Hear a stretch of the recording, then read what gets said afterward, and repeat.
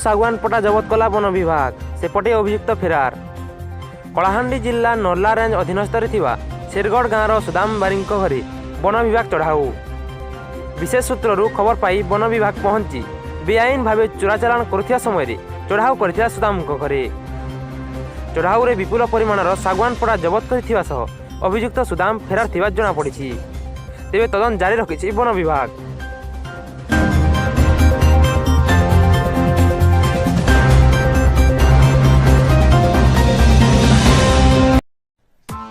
Press the bell icon on the YouTube app and never miss another update.